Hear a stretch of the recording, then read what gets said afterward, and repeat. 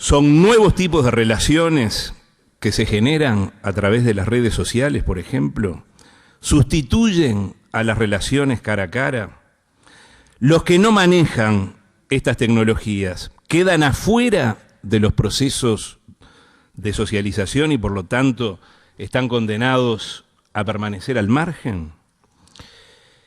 Son algunos de los asuntos que vamos a hablar con el panel de expertos que nos acompaña esta tarde y que paso a presentar. En primer lugar, Alison Mackie, aquí la tenemos, es doctora en Humanidades por la Universidad de Macmaster, Canadá.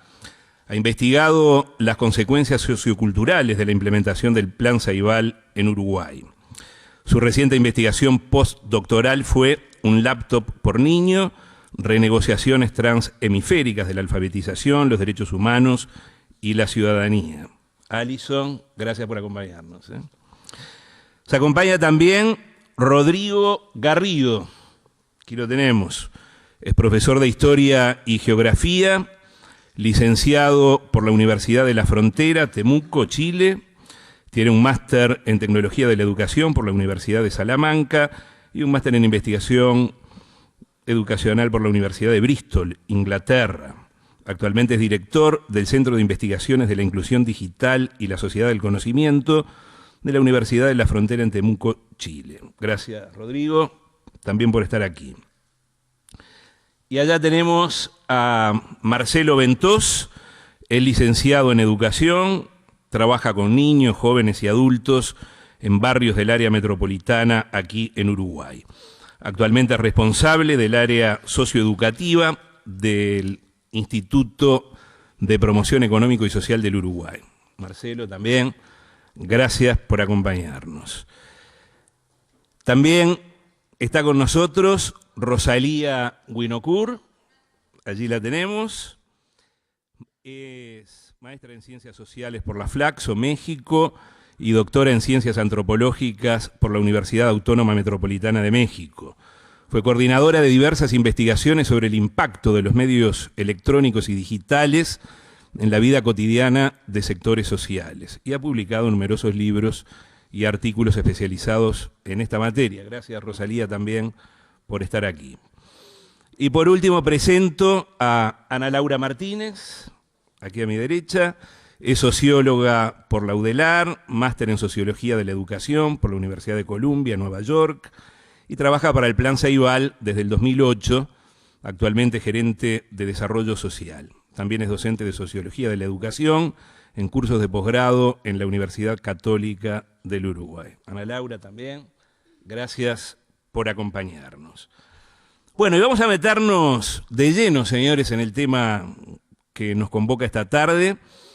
Hoy vemos cómo los chicos viven todo el día conectados, online, interactuando a través de las redes sociales. Y aparece la pregunta de si esto nos está conduciendo a un nuevo concepto de comunidad. Se está construyendo un nuevo concepto de comunidad a través del uso de estas tecnologías en los procesos de socialización. Comencemos por Alison, por favor. Bueno, recorriendo las experiencias acá y escuchando a los chicos que recién presentaron acá, uno se da cuenta de la gran potencial que tiene Plan Ceibal, creativo, potencial pedagógico, potencial comunitario y también en crear esos vínculos entre personas que podemos decir que es una nueva forma de comunidad. Al mismo tiempo hay riesgos y yo lo tomé en serio el título de este coloquio y entonces tal vez ¿Cuáles serían esos riesgos? ¿Cuáles serían esos riesgos? Bueno, hay varios riesgos. Por ejemplo, si nos concentramos en el tema de las redes sociales, por ejemplo, que todos los chicos ahora andan en Facebook y tienen diferentes cuentas de diferentes cosas. Ahora hay uno que se llama ask.fm que muchos chicos adolescentes están usando, que En el último año, entre Canadá, Estados Unidos y Inglaterra, ya se han suicidado 6 o más niños por culpa de actividades online. Entonces eso del acoso, el ciberacoso y la violencia entre pares, que no es que es nuevo, siempre estuvo, pero está mostrando como una nueva forma de que se exprese, ¿no? Una especie de bullying digital. ¿Cómo? Una especie de bullying digital. Claro, el cyberbullying le dicen en inglés, pero el acoso.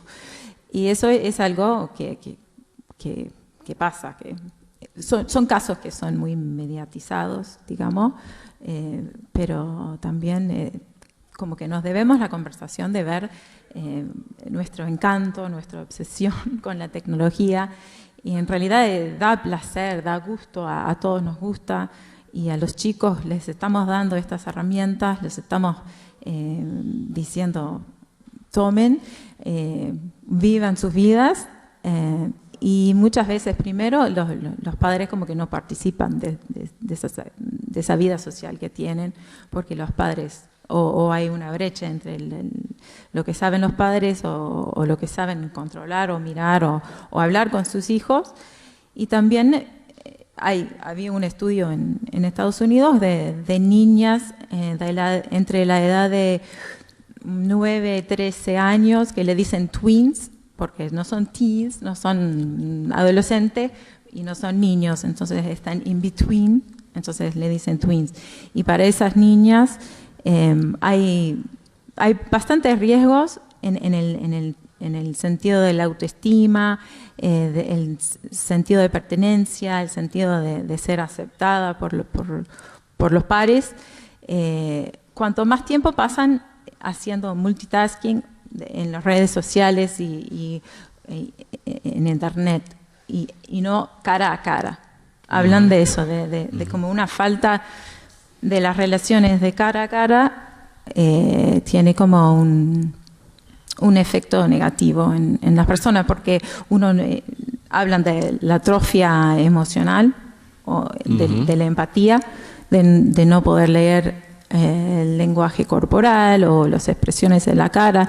Entonces eso también lleva a que cuando están interactuando en internet es anónimo y no se dan cuenta del daño que se pueden hacer. Claro, claro. Rosalía, ¿cómo lo ve esto? ¿Hay riesgos? ¿Hay riesgos? Bueno, en la vida hay riesgos y el uso de las redes sociales es parte de la vida. En ese sentido, como antropóloga, yo soy poco partidaria como de pensar como en ámbitos separados lo online y lo offline, y más cuando uno observa el tipo de interacciones que hacen los chicos, que son quienes más intensamente usan las redes sociales.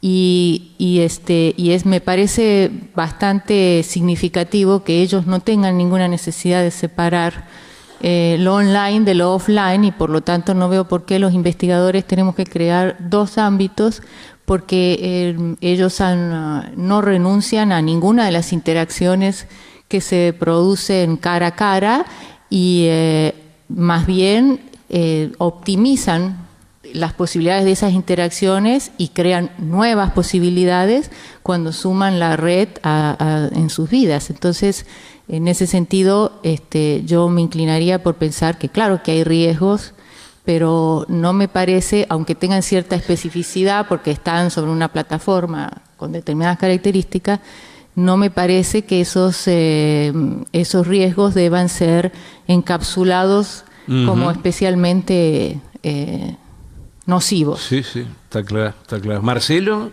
¿cómo lo ves?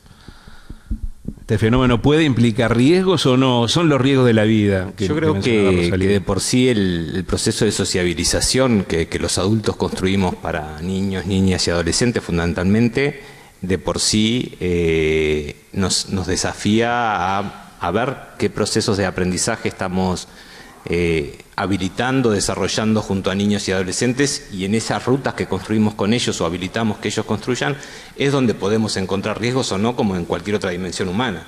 Desde esa perspectiva, me parece que sí, lo que debemos los adultos claramente asumir es nuestra responsabilidad en esta construcción de procesos de aprendizaje hacia la inclusión o no inclusión de una sociedad. Entonces, yo creo que la palabra clave es la sociabilización más que los riesgos o lo otro de la pregunta. En esa perspectiva, creo que también los niños y los adolescentes están invitados a pensar formas de sociabilización que los hagan más humanos de lo que los adultos estamos también planteando y habilitando a hacer. Eso es una parte de la respuesta. Otra parte de la respuesta está claramente vinculada a que lo que sí es nuevo para todos es los adultos aprendemos las tecnologías. Los niños y los adolescentes hacen de la tecnología su forma de sociabilización también. Entonces, ahí creo que hay un elemento que sí nos desafía a nosotros los adultos de quitar o de alguna forma dejar de ver solamente la herramienta tecnológica como una herramienta. En realidad es más que una herramienta, y ahí es donde está el desafío que tenemos nosotros. Esta otra cosa que es más que una herramienta es cómo estamos siendo sociedad en estos tiempos. Y esa parte es la que hemos, como los adultos, por verlo desde el mundo adulto como una herramienta, no estamos realmente dialogando con los niños y los adolescentes en eso de que están manejando la herramienta en la medida que se están sociabilizando. Y ahí es otro cantar, me parece. Claro, claro. Rodrigo, ¿compartís esto que decía Rosalía, de que los chicos no dividen, como a veces desde el ámbito de la investigación, lo que puede hacer lo online de lo que no es online, o contraponer lo online a los contactos cara a cara? ¿Cómo la ves? Mire, yo tengo la sensación que efectivamente hoy los nativos digitales navegan con comodidad en ambos mundos. Y esta es una respuesta frente a tu pregunta. Sin embargo, a mí me gustaría más avanzar sobre el tema del riesgo. Yo suscribo lo que dice Rosalía en términos que el ciberespacio es la extensión del mundo concreto, superado por bits o por bytes, pero en definitiva la información que se procesa ahí es la misma que se procesa en la calle, las discusiones eventualmente pueden ser las mismas, y hablándolo claro en términos de los riesgos, por ejemplo, pornografía o violencia, esto es lo mismo que ven en la calle. La diferencia son las potencialidades que tienen las redes, la instantaneidad, el tráfico de información, el volumen de información, la ubicuidad que está en todas partes, que hasta aquí la llevamos aquí en el móvil. Entonces yo me atrevería a poner el énfasis en la responsabilidad de nosotros los adultos. Yo hace un par de semanas atrás me reunía con unos padres en un colegio y les preguntaba sobre este mismo tema: ¿cuántos de ustedes son amigos de Facebook de sus hijos? En 150 personas, ¿10 habrán levantado la mano? Entonces yo les preguntaba de vuelta: ¿y usted cree que el Facebook es riesgoso? Sí, por supuesto, todas las manos arriba. Entonces, o sea, usted está brindándole un servicio, porque hasta donde yo entiendo, la internet se la paga usted, no se la paga el mismo niño. Y usted le está dando esa posibilidad que usted la siente riesgosa, pero así libremente. Entonces yo digo, un par de cuestiones. Hay que conocer las comunidades de jóvenes, hay que entenderlas. Hay que buscar un diálogo y una horizontalidad con los chicos, sin olvidar que uno no es amigo de sus hijos, que uno es el padre. Cuando viene mi hijo y me dice: no, lo que pasa es que tú me trataste mal porque me prohibiste hacer tal cosa, yo le digo: mire, ¿sabe qué? Yo no soy su amigo, soy su papá. Es que, ¿y por qué sabes tú las cosas que yo hago en Facebook? Tú me estás, comillas, psicopateando, cierre de comillas. Sí, eso es así, porque a mí me interesa que tú estés bien, que tú estés tranquilo, que tu vida sea confortable. Entonces también yo devuelvo la pregunta para decir qué es lo que hacemos nosotros los adultos para posicionarnos en el rol que efectivamente nos corresponde, ya sea como modelo, ya sea como acompañante, ya sea como facilitador. ¿Y ahí los ves un poco ausentes a los padres, Rodrigo? O sea, absolutamente, eso que duda cabe.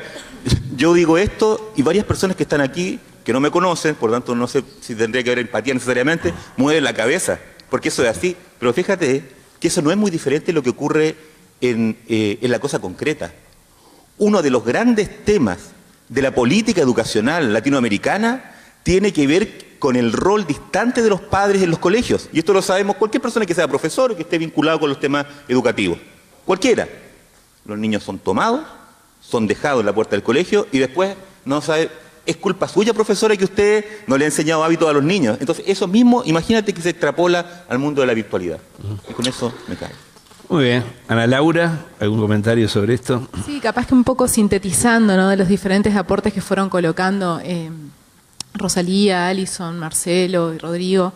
Me parece que se tocaron puntos centrales en cuanto a que sin duda existen, ¿no?, retomando el título también de este espacio, sin duda, no sé si existen nuevos vínculos, pero ciertamente nuevas formas de los vínculos que existían, estará por estudiarse, por seguir profundizándose en cuanto a si existen específicamente nuevos vínculos, ciertamente nuevos riesgos o nuevas formas que toman los riesgos que ya existían, por lo pronto la posibilidad de magnificar, de ampliar considerablemente los espacios y los tiempos y las formas concretas que pueden tomar esos riesgos. Y está el rol que tienen los adultos y el rol que tienen, bueno, en mi caso que hablo desde Plan Ceibal en particular, el rol que tienen también los programas que colocan las tecnologías en manos de niños, adolescentes, hogares, comunidades, en cuanto a diseñar mecanismos para que justamente tanto esos niños y adolescentes puedan tener una participación saludable y positiva en estos nuevos medios, como para que los adultos, cuando hablo de adultos no me refiero únicamente a las familias, también a los docentes, también a integrantes de organizaciones presentes en las diferentes comunidades, que puedan realmente tejer esa trama y retejer esa trama de protección para que se puedan aprovechar las potencialidades que sin duda traen estas oportunidades de acceso y que puedan proteger a los niños de los riesgos y en el ejercicio de los derechos, ¿no? Entonces ahí justamente tendremos oportunidad de hablar en otro momento justamente de ese tipo de diseños que también es nuestra responsabilidad y nuestra corresponsabilidad poner en marcha para que justamente se pueda aprovechar al máximo la potencialidad, disminuyendo al mínimo los riesgos, ¿no? Todo ello partiendo de la base de que ya no nos estamos preguntando acceso sí o acceso no, que es una discusión previa y que a veces todavía está presente en algunos ámbitos, a veces en algunas comunidades, en algunas escuelas sigue existiendo tal vez, ¿no?, el deseo de retroceder un casillero y poder pensar, bueno, si dejamos acceder, no dejamos acceder. Nosotros de alguna forma estamos colocando el tema sin hacernos esa pregunta, partiendo de la base de que el acceso sí se produjo y de que es saludable que se produzca y preguntándonos justamente cómo llegar en mejor medida a que todos en particular niños y adolescentes puedan tener una mayor y mejor participación en todo esto, ¿no? Bien. Se ha roto la brecha digital a través del Plan Ceibal, eso es un hecho. Pero, ¿qué pasó en las familias de contextos más desfavorecidos? ¿Cómo ha impactado esto? ¿Y cómo creen ustedes que deben jugar los padres en este proceso de acceso a estas tecnologías por parte de las familias en situaciones de mayor riesgo? Rosalía. Un micrófono para Rosalía, por favor. A ver. Bueno, nosotros precisamente hicimos una investigación sobre lo que había ocurrido un poco con la incorporación de la XO en el hogar, sobre todo las familias de contexto crítico.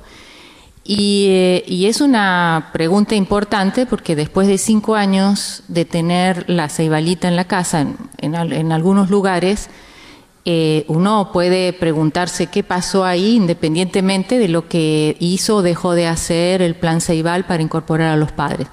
Pero ahí tú decías, ¿cuál fue el impacto? Y a mí me hace un poco de ruido eso del impacto, porque hablar del impacto es es como estudiar el impacto, un poco hacer de cuenta que estas familias eran una especie de hoja en blanco donde se debían inscribir las habilidades digitales. Y bueno, yo siempre que pregunto a la gente con qué asocia el impacto, y asocia con golpe, con choque, con transformación, con violencia. Entonces, nuestra opción, y la hemos defendido mucho, no fue ir a ver si había impactado o no había impactado, sino reconocer que esas familias tenían una experiencia previa hace 20 años que ya están viendo las computadoras a su alrededor y en los medios y en todas las narrativas de los medios, y que tienen representaciones sobre eso y que tienen ideas y que tienen temores y que tienen mitos, y que tal vez a partir de eso también ellos es como califican y viven lo que ocurre a partir de que la ceibalita entre, independientemente que el mismo hecho de que la ceibalita entre va produciendo otra experiencia. Entonces, eso creo que fue importante, ponerse ahí, de pensar no tanto en si los programas de inclusión digital hacen bien o mal las cosas, sino qué ocurrió en el encuentro entre los programas y las personas a partir de que los dos tienen cosas que decirse y que negociar, aunque a veces no se pongan mucho de acuerdo. Pero tú dices, ¿qué pasó? Bueno, una vez que aclaramos esto de que no fuimos al impacto, sino a reconstruir la experiencia, para nosotros lo más importante que pasó, curiosamente, no pasó por la adquisición, estoy hablando de las familias de contexto crítico, por la adquisición de habilidades para manejar la XO, porque hay muchas dificultades para manejar la XO en estas familias, entre los adultos, sino cómo de alguna manera los padres y los adultos de esos hogares se brincaron ese paso y pudieron hacer una apropiación con sentido sin utilizar directamente la ceibalita, a través de sus hijos, a través de, a veces en algunas instancias, alfabetizadores digitales, a través de los jóvenes, y lo cual no les impidió hacer apropiaciones muy importantes que tienen que ver con lo que en su vida cotidiana son necesidades importantes. Por ejemplo, lleva a la niña al médico y ya sabemos que los médicos en general dan pocas explicaciones, a los ricos y a los pobres, pero los ricos insistimos en que le exigimos que nos dé una explicación. Entonces, esto de poder volver, como nos dijo una señora que tenía un problema de obesidad en sus hijos, los lleva al médico, el médico le manda a una serie de remedios y ella llega, y no le explica por qué, llega a la casa y le pide a la hija, poneme ahí, poneme en Google. Y una vez que estoy en Google, yo empiezo ahí a manejarme. O sea, que el problema era saltarse todos los primeros pasos. Y ella averigua que lo que el médico le estaba dando eran anfetaminas y que había efectos secundarios. Y luego va y le reclama al médico, tú no me dijiste. A mí me parece que eso es una apropiación muy importante y muy significativa. Y después, con esto termino, déjenme decir, estos adultos en general que la mayoría no tenían terminada la primaria o solo la primaria, hacía, ¿qué les gusta? 10, 15, 20, 30 años que no practicaban la lectura. Desde que está la ceibalita en la casa u otras computadoras, empiezan a leer de manera sistemática, porque cualquier cosa que quieren buscar, y eso no hemos pensado, buscar información significa leer y volver a leer, y se siguen los vínculos. A mí me parece importantísimo. Bien, Rodrigo. Yo quería cometer un acto de audacia completa aquí, porque la pregunta tiene que ver con su plan de inclusión digital. Yo soy el único extranjero en esta conversación, digamos, hay algunos extranjeros, pero por vínculos familiares que están aquí. Entonces, lo que yo quisiera hacer son dos cuestiones.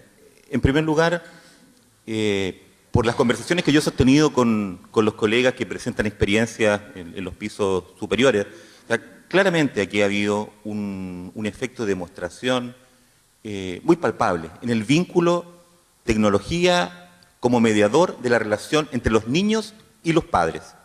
Ese es un dato de la realidad y evidente.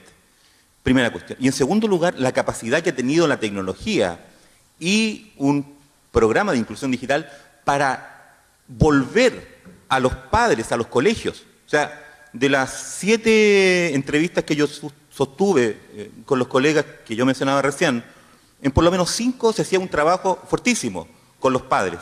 Los padres construían, los padres entendían, diseñaban dispositivos, diseñaban artefactos, le tomaban cariño a las ceibalitas, tenían un diálogo con nativos digitales.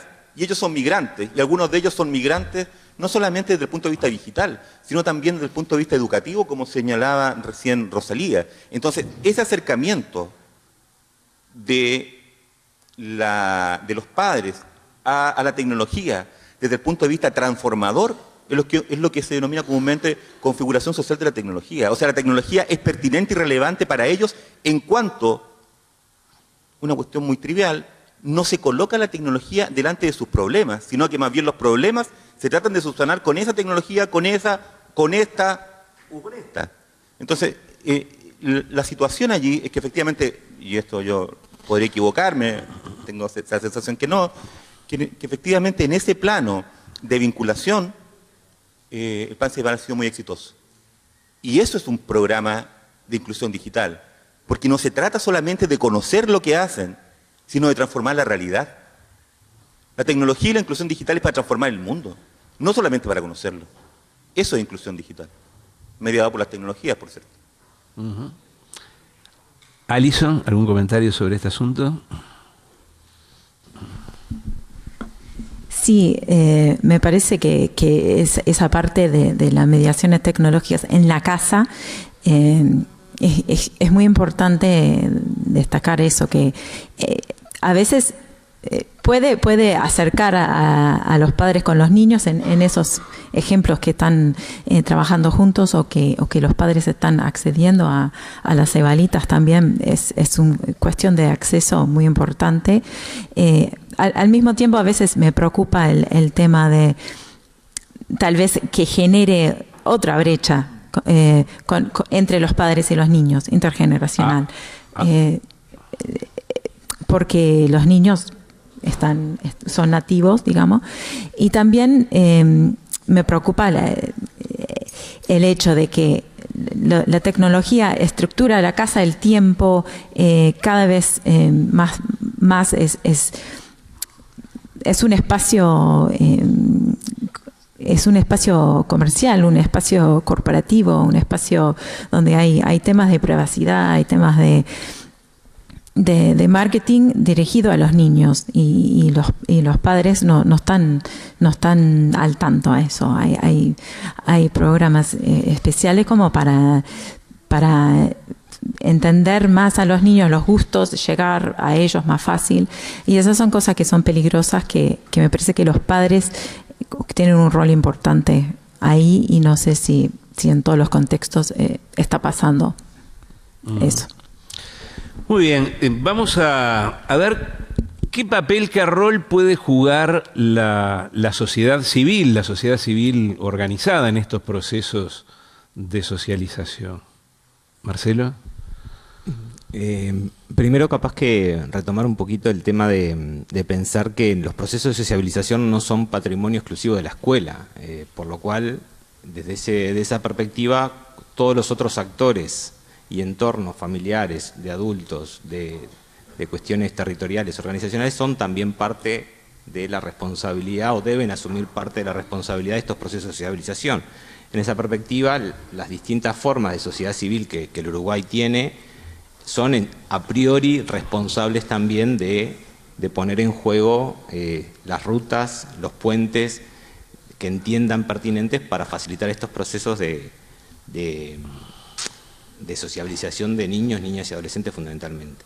En esta perspectiva, yo creo que un tema que entendemos pertinente volver a vincular es, bueno, Uruguay ha sido en la región, ha construido marcos normativos de avanzada vinculados a la protección de derechos y de promoción vinculados a la niñez y adolescencia, capaz que exceptuando este intento que existe una ley, una propuesta de ley para la baja de edad de imputabilidad para el año que viene, exceptuando esa dimensión para los adolescentes, sin duda Uruguay ha sido un pionero en la región de promover derechos, de proteger derechos y de habilitar procesos de participación a niños, niñas y adolescentes. En esa perspectiva, quizás debamos desde las distintas organizaciones y obviamente pensando en los actores responsables de la política pública, si estamos poniendo en juego las herramientas de protección para estos nuevos tiempos, para estas niñeces y estas adolescencias que están presentes en nuestra vida cotidiana. Y ahí creo que hay un ejemplo muy concreto, ¿no? Si el país está avanzando hacia la posibilidad de generar un espacio consultivo donde se pueda observar los medios de comunicación masivos, con la propaganda, en qué horarios de protección al menor existen, digo, todo esto que está siendo como muy nuevo también para Uruguay, perfectamente deberíamos estar pensando que Ceibal como propuesta de avanzada en la región, cómo seguir profundizando los mecanismos de protección que ya están instalados, pero seguir pensando y hacerlos dialogar con la convención, es decir, bueno, ¿qué dimensiones de protección estamos poniendo en juego en una dimensión de red internacional que trasciende fronteras también, límites geográficos, por lo cual hay un marco de convención que nos habilita, pero ahí creo que tenemos como una oportunidad también histórica de esto, de dialogar con los niños y adolescentes y pensarnos los adultos, bueno, si están en la red las herramientas de protección que requiere todo niño y todo adolescente, más allá del adulto que esté al lado, porque volviendo un poco a la familia que hoy planteaban, el Estado y los adultos de la comunidad toda tenemos la responsabilidad de no dejar privativo algunas cuestiones de derecho básico al adulto que le toque a cada uno estar al lado en su momento de sociabilización. Y en esa perspectiva creo que tenemos un campo para seguir pensando. Claro, claro. Es cierto también que los chicos quieren pasar por sobre todas las barreras de protección, ¿no? Y sobre todas las limitaciones. Hay allí un tema complicado, hasta dónde llega la protección y dónde empieza la limitación al acceso a la información o a la libre circulación. O dónde termina la protección y dónde empieza la censura. No sé cómo lo ven, señores. Rosalía.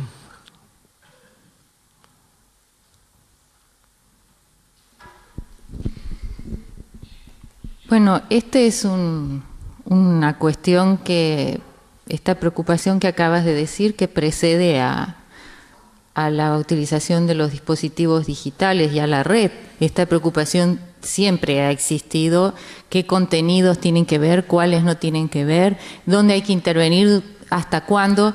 Y ahí me parece que hay una cuestión que trasciende a las TICs, que es que creo, mucho más económico hacer todo un esfuerzo porque generar en los niños criterios propios. O sea, como cada vez tenemos menos capacidad de controlar lo que hacen, entonces yo creo que hay que hacer un esfuerzo en que ellos discriminen y que incluso si ven la información que no queremos que vengan, que tengan elementos para decir, bueno, esto existe, la pornografía, qué sé yo, la veo, si soy un adolescente, bueno, a ver, los adolescentes antes no se metían bajo la cama a ver las revistas pornográficas. Entonces, y eso, bueno, entonces lo que quiero decir es que me da la impresión que nuevamente aquí se plantea una cuestión que no tiene que ver con las TICs, que es el desafío que tenemos, porque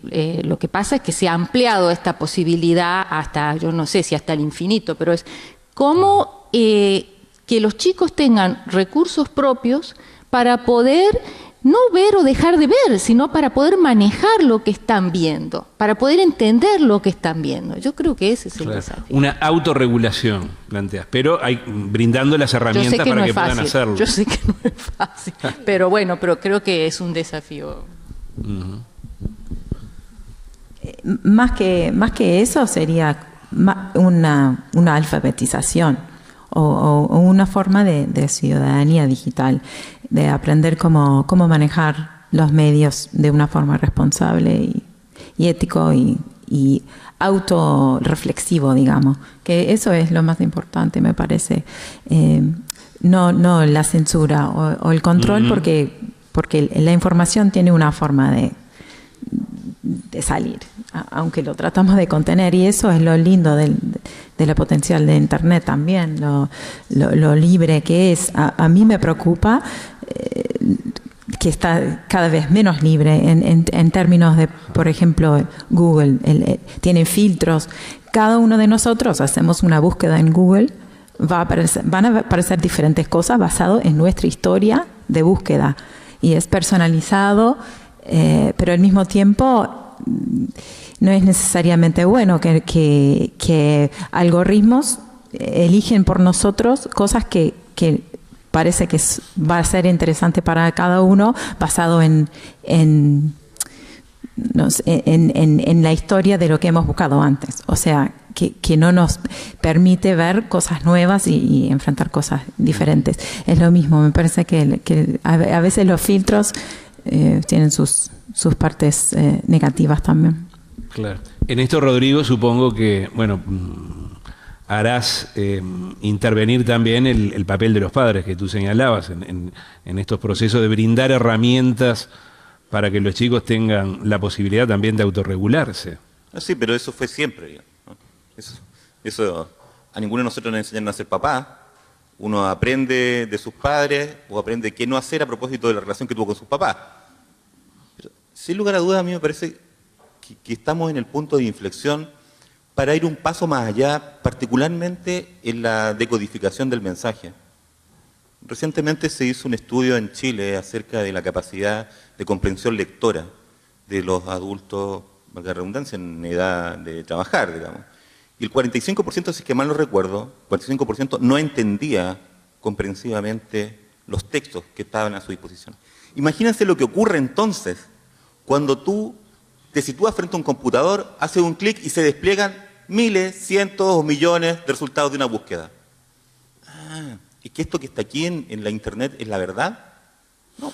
Yo creo que hay que avanzar, y ahí estoy junto con Alison, por cierto, en la línea de generar programas de alfabetización informacional, una suerte de alfabetización 2.0, pero donde no solamente lo que se busque es decodificar el mensaje, el texto, sino analizarlo, hacer preguntas, interrogar al texto, hacer análisis de discurso. Y ustedes me van a decir, claro, pero mire, sabe que nosotros estamos intentando enseñarle a leer a la gente. Claro, pero ¿por qué no aceleramos la curva de aprendizaje? Y junto con enseñarle a la gente a leer, a los niños o a los adultos, y a los adultos, incorporamos las tecnologías de información y comunicación como el mediador que permite instantaneidad, ubicuidad, una enorme cantidad de información y en diferentes idiomas que nosotros jamás supimos que existían. Entonces la necesidad de esta cosa, que suele estar puesta en estos debates, en estos paneles de el análisis crítico, nosotros queremos transformar a las personas en sujetos críticos, actores críticos de la sociedad, pero ¿qué significa eso? Una persona que entienda, una persona que sea capaz de analizar un mensaje, transformar información en conocimiento, que no es lo mismo, a objeto precisamente de aportar al fortalecimiento, al desarrollo del capital social y del capital cultural de las personas. Y eso, a mi juicio, tiene mucho que ver con el rol también de los Estados, pero también de otras organizaciones, en lo que uno pudiese denominar una campaña de alfabetización, pero en el mundo de la sociedad de la información y el conocimiento. Si no, cada cosa que nosotros encontramos en Internet la vamos a considerar una verdad y un dogma. Eso no puede ser. Muy bien. Ana Laura, hablábamos recién, Marcelo lo traía a la mesa, el rol de la comunidad, el rol de la sociedad civil. ¿Qué papel juega el Estado en estos procesos de socialización a través de estas tecnologías? Bueno, en el caso de Uruguay en particular, sin duda el principal rol ha sido el de justamente quitar de la posibilidad de acceder en el mercado a los medios que permiten la participación en estas nuevas formas de socialización. Esto quiere decir que ya no depende de la capacidad de las familias de adquirir una computadora o pagar un acceso a Internet, sino que eso se ha borroneado completamente y se ha permitido el acceso democrático y universal a la inmensa mayoría de los hogares, por lo pronto a todos los hogares que tienen al menos un niño o niña en edad escolar o cursando ciclo básico, y eso ya implica que en este realmente improbable caso que sí que hasta el día de hoy es único en el mundo, se haya podido terminar completamente con las desigualdades en el acceso y en la posibilidad potencial, por lo pronto, de participar de esta forma, en estas nuevas formas de socialización. En este sentido, la pregunta es difícil de contestar en términos generales cuando tenemos este caso particular con estas características, ¿no? Entonces, claro, para empezar, tenemos esta situación, que hemos permitido el acceso prácticamente universal a estas formas de participación características de este tiempo y este lugar. Con eso se abre un enorme potencial y también se abre una ventana de determinados riesgos, porque ese acceso ocurrió tal vez en forma mucho más rápida que las posibilidades de las personas de adquirir los conocimientos, las destrezas, claro, y las nuevas competencias que permiten el uso asertivo de estos recursos. Y ese es el tamaño que tiene nuestro desafío, justamente. En la misma medida en la que fue terminada la desigualdad, esa es la medida de nuestro desafío de poder llegar a tiempo y en forma con la construcción de los puentes que permiten que las personas, claro, puedan hacer un uso efectivo. Ana Laura, allí, una vez asegurado el acceso, la otra pregunta es: ¿qué hay que hacer para que quienes han accedido hagan un uso realmente efectivo de esas tecnologías? Bueno, una vez logrado el acceso, todavía está todo por hacer, ¿no? Bueno, nosotros sí, trabajamos con esa consigna que tiene que ver con la pregunta que tú hacías anteriormente: ¿cuál es el rol de las organizaciones de la sociedad civil? Marcelo aludía a marcos normativos, también hay un rol específico de los investigadores que pueden y podemos colocar determinadas preguntas que nos permitan ver cosas que no veíamos antes, porque además de cambiar los vínculos y cambiar los riesgos, también tenemos que cambiar hasta las propias preguntas que nos formulamos para poder comprender la realidad. Tenemos que cuestionar cosas que considerábamos obvias, naturales, y esto también es un rol que tenemos todos nosotros, ¿no? Entonces, en ese sentido, hay un rol para distintos actores, todos los actores que componen la sociedad. Hay un rol para el Estado, hay un rol para las organizaciones de la sociedad civil, hay un rol para los maestros, hay un rol para las familias. Para empezar, tenemos que poder preguntarnos otras cosas, como decíamos recién. Voy a poner un ejemplo muy concreto. Casi todos manejamos una dicotomía entre aprender y jugar. Los adultos es muy típico que contrapongamos aprender a jugar. Si nosotros observamos cómo aprende un niño, realmente podemos rápidamente ver que eso no es una dicotomía, al contrario, que se potencian mutuamente el aprendizaje y el juego si está bien diseñado. Entonces, eso para comenzar. Luego tenemos otras dicotomías como esto, bueno, pensar en lo offline y en lo online como mundos totalmente separados, pensar que existen cosas que pasan en uno y no en el otro, pensar que existen conocimientos o competencias que son necesarios en uno pero que no son útiles para el otro, y así sucesivamente. Eso es todo un trabajo que todavía estamos haciendo, todavía nos estamos preguntando si es válido lo que nos preguntábamos y si son válidas las respuestas que teníamos. Luego hay todo un proceso de capacitación que viene tras esa sensibilización que nos permite ver otras cosas, y ahí tenemos también mucho por hacer. Nosotros tenemos que poder construir nuevos puentes, y ahí tienen un rol en particular, desde lo que identificamos nosotros aquí en el Uruguay, en particular de todas las alianzas posibles, que todas son necesarias. Una de las más potentes es entre los centros educativos y las organizaciones de la sociedad civil que están presentes en los entornos y en las poblaciones con las que trabajan esos centros educativos. Bien. Rodrigo, por favor. Sí. Bueno, a mí la pregunta del Estado me provoca mucho, porque esa palabrita suena casi subversiva en tiempo en que el Estado, digamos, pasó una época de mucha menor importancia. Entonces, solo declarar, digamos, que yo soy un agnóstico, sin embargo, firme creyente en el Estado, ¿no? Y un Estado que en realidad es un Estado capaz de mirar con largo aliento lo que ocurre en un país, sentar los ejes y las bases de las discusiones globales de qué es lo que queremos como país construir. Y que los habitantes de ese Estado, nosotros mismos, con nuestro voto, le entregamos el tiempo para que ejecute una política. Pero el Estado es nuestro, en definitiva. Es de la sociedad civil, es de todos quienes estamos aquí. Por lo tanto, somos corresponsables de aquello. ¿Por qué digo eso? Porque en términos de proyectos o de programas de inclusión digital, lo que estamos discutiendo es el país que queremos y la sociedad que queremos. Cuando uno dice, mire, ¿sabe que este plan de inclusión digital es colocar computadores en los niños y entregárselos.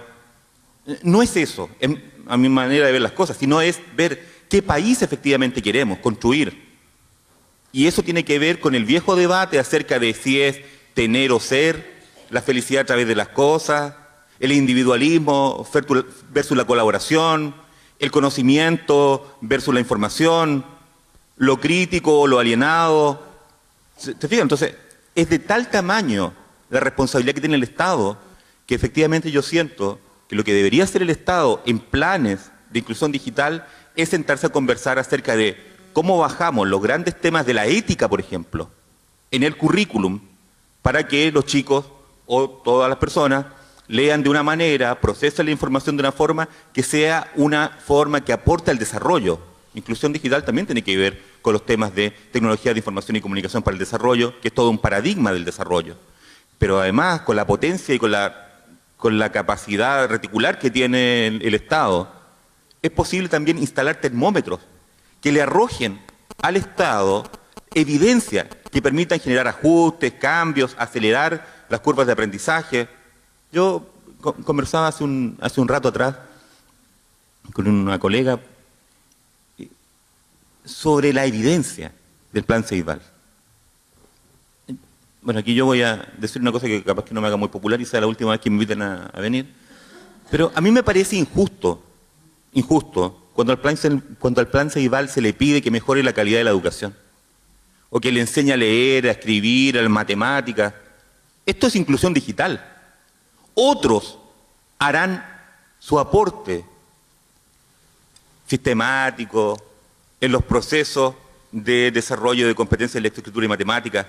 El plan Ceibal, a mi juicio, entrega una posibilidad y un ambiente de acceso a las tecnologías de información y comunicación. Por lo tanto, es en esa responsabilidad donde nosotros tenemos que buscar más evidencia. Y a mí me gustaría, lo digo respetuosamente, que nos preocupásemos mucho más de instalar dispositivos, por ejemplo, de investigación-acción en los colegios, en las comunidades, en los barrios, para ver cómo logramos transformar el statu quo de esos lugares, más que solamente medir o contar sí o no.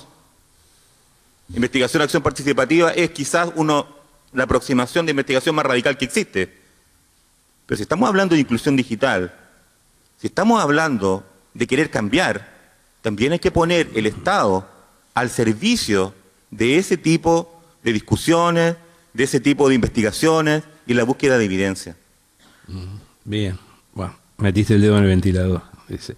Bien, Marcelo, ¿es armoniosa la relación entre el Estado y la sociedad civil en este sentido? Todas las preguntas son tan amplias que podríamos estar mucho rato. No. Pero tratando de hacer síntesis... si querés voy más al grano. ¿Cómo ves al Estado uruguayo en este proceso? ¿Lo ves bien? ¿Lo ves mal? Yo creo que no bien voy a concreto. Bien mal. Voy a ir un poquito para atrás y primero tratar de la misma forma que los adultos interpretamos, diferenciamos jugar y aprender, también rápidamente cuando hablamos de protección nos vamos al control. Y en ningún momento la protección significa control. La protección significa hacernos cargo de dar y habilitar las herramientas necesarias para que el otro pueda administrar lo más autónomamente posible con lo que se está enfrentando. Entonces, me parece sustantivo seguir planteándole a un Estado que nos siga habilitando con esta herramienta, con la que sea, las 3P, le decimos nosotros, ¿no? Protección, promoción y participación, que de alguna forma son parte del desafío que tenemos los uruguayos en esto de que el Estado también estamos todos. Volviendo a la pregunta que tú formulabas, sin duda creo que el plan Ceibal específicamente en este diseño institucional nuevo, por lo cual es un nuevo Estado, es decir, no es la institucionalidad del viejo Estado, es un Estado muy reciente, es una institucionalidad que tiene muy pocos años, también de alguna forma ha sido rápidamente consciente de la necesidad de nutrir de distintas ventanas lo que conforma un proceso de sociabilización, que no es patrimonio, como decía, de la escuela, que no es patrimonio solo de la familia, que hay una comunidad, hay un entorno que también hace. Y ahí ha invitado a la sociedad civil particularmente a generar propuestas de, bueno, cuáles son los contenidos que la sociedad civil tiene para poner en plataformas, y creo que muchas de las que hay ahí afuera en esta entrada hablan de qué dice la sociedad civil en diálogo con el Plan Ceibal. Y sobre todo dice pedagogía y dice política, que no es lo mismo que decir que la escuela tenga que seguir haciendo lo que tiene que seguir haciendo, que me parece también importante. No estamos pensando en acciones sustitutas del proceso educativo que tiene que hacer cada niño y cada niña en la escuela, sino complementarias o específicas que sigan aportando insumos de sociabilización distinto en un mundo que para todos sigue siendo nuevo y para todos quiere seguir siendo inédito. Muy bien, Rosalía. Bueno, así como a mí me hace un poco de ruido esto de estudiar los impactos, también me hace un poco de ruido cuando me preguntan cuál es el papel del Estado, dónde está el Estado. Bueno, a ver, el Estado no es una abstracción. El Estado está formado por personas que a su vez tienen familias, que a su vez participan cotidianamente de llevar a sus hijos a la escuela, o sea que a su vez quienes están ocupando puestos de responsabilidad en el Estado son personas como todos nosotros y que los atraviesan las mismas problemáticas. Entonces, a mí me parece que aquí el Estado que hay que traer no es el Estado Dios, esa abstracción. Hay que traer el Estado de carne y hueso que negocia, que cotidianamente produce prácticas sociales y en esas prácticas sociales va produciendo acuerdos. O sea, si ustedes por ejemplo, bueno, ahora Laura se fue, pero Ana Laura, son el Estado que está cotidianamente negociando con otras personas que están en otras instancias del Estado tratando de tender puentes. Y las prácticas sociales tienen, como cualquier práctica social, tienen conflictos y problemas y siempre se producen en desigualdad de condiciones, siempre hay unos que tienen más poder que otros. Entonces, a mí me parece que para entender realmente qué papel está jugando o está dejando de jugar, hay que humanizar al Estado y reconstruir esos procesos en donde se están dando con sus limitaciones, con sus problemas, con sus conflictos, con sus desigualdades, pero me molesta un poco esto, como que todos estamos aquí y el Estado... ¿Quién es el Estado? El Estado se hace carne en personas, en redes, en matrimonios, y hay algunos matrimonios también que no son... bueno, no sé, digo, en algunos países realmente el Estado son los matrimonios, y lo digo de verdad, porque teníamos que pensar en eso. Bueno, muy bien. Señores, estamos acercándonos al final, venimos un poco atrasados con los tiempos. Un minuto si hubiera alguna consulta, alguna intervención que quisieran plantear. Señoras, señores.